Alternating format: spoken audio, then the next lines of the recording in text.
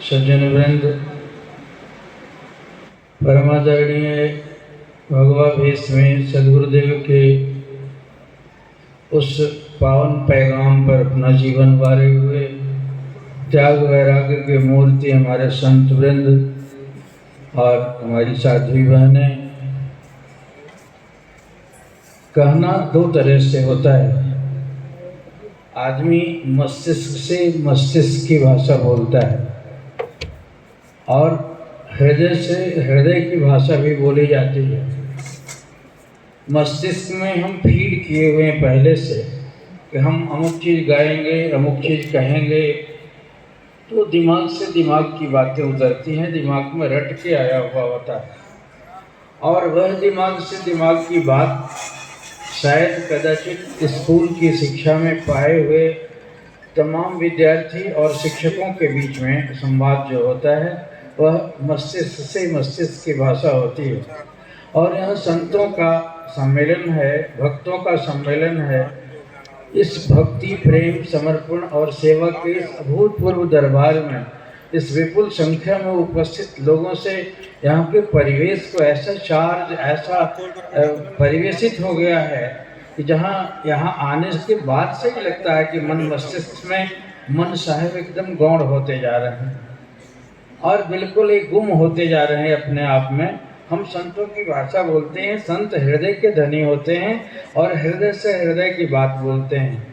बोलते होंगे मस्तिष्क से भी मस्तिष्क की बात। संतों में भी बड़ी किताबों को पढ़े हुए लोग भी होते हैं जो मस्तिष्क से मस्तिष्क की बात बोलते हैं। यहाँ हम हृदय की बात बोलेंगे। तो दो एक घटनाएं मुझे याद आती हैं। मैंने देखा है उस प्रत्येक क्षण को जिसके लिए अभी सुना गया। आज से 88 वर्ष पूर्व, 88 ईयर्स बैक, 1936 में ये घटना घटी थी, जिस घटना को मेमोराइज करने के लिए हम यहाँ पहुँचे हुए हैं और याद कर रहे हैं, बारी बारी से सुन रहे हैं। तो इसको प्रत्यक्ष भी देखने को गौरव मिला। वैसे महापुरुष जो उनके चरण शरण में पड़े हुए थे, जिनके दीवाने थे, जिनका रोम रोम उनके भावनाओं से बिल्कुल अप्यायित था, वैसे देखा था मैंने। आज से 72 साल, 1972 का साल था और मैं अपने गुरुदेव परम प्रभु की सेवा कर रहा था। शाम का समय था तो महाराज एक लगे कहने की, बेटा आज कौन सा दिन है? मैंने कहा महाराज 8 अप्रैल है और 1972 है। अच्छा, तो 1972 में 36 निकालो तो कितना बचता है? मैंने कहा महाराज जी 36 बचता है। का 36? अच्छा, 36 साल।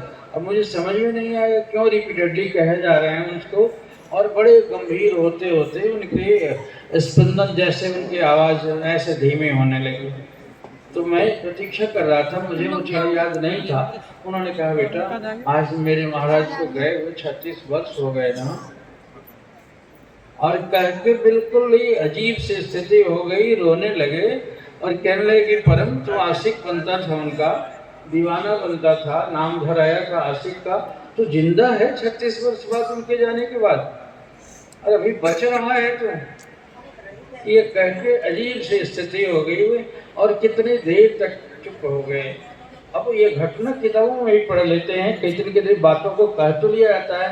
ये कथा और कहानी नहीं है, एक जीवन से जीवन मिला हुआ। वो महापुरुष कैसे थे जिनमें बिल्कुल ही मर्ज कर चुके थे अपने आप को, उनकी एंटिटी कुछ बची ही नहीं थी।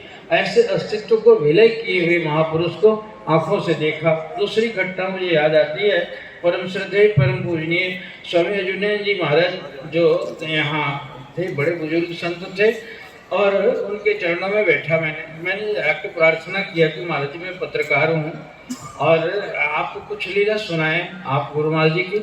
और बड़ी ऊंची अवस्था थी, बड़े थोड़ा सा विजयी अवस्था में रहते भी थे।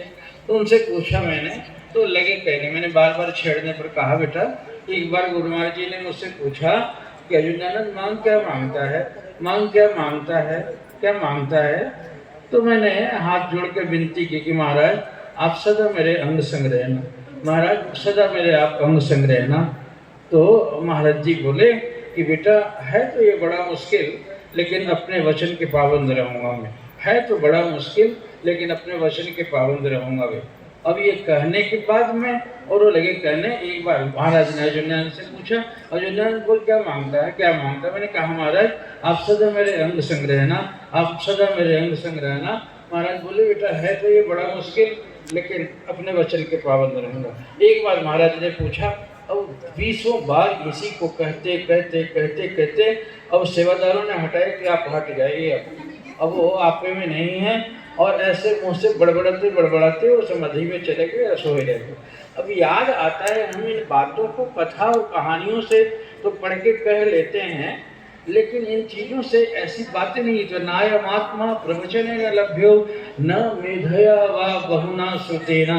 बहुत बुद्धिमान हो जाने से, बहुत सुन लेने से, बहुत बोल लेने से भी वो आत्मा की प्राप्ति नहीं होती है। वो तो आत्मा से आत्मा का संवाद था। वे महापुरुष किस रूप में जुड़े हुए थे, वे जोड़ने वाले कैसे थे और जुड़ने वाले कैसे थे।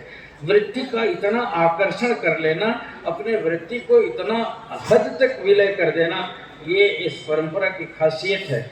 और ये 4 जो पद्धतियां हैं, योग की, ज्ञान की, भक्ति की और निष्काम सेवा की, ये चारों पद्धतियों के लोग थे श्री गुरु महाराज जी के दरबार में। बड़े बड़े योगी भी हुए, बड़े बड़े ज्ञानी भी विशारद भी हुए, जो बड़े बड़े प्रवक्ता थे, शास्त्रज्ञ थे। और भक्ति के आचार्य से जिनको सुना, भक्ति यही तो कहलाती है, अपने इष्ट में अपने आपाभाव को एकदम विलय कर देना।